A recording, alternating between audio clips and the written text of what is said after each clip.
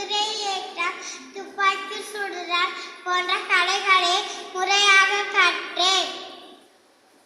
1842ஆம் ஆண்டு ஜான்சி நாட்டின் ராஜாவான ராஜா கங்காதர ராவ் நான் திருமணம் செய்து கொண்டேன்.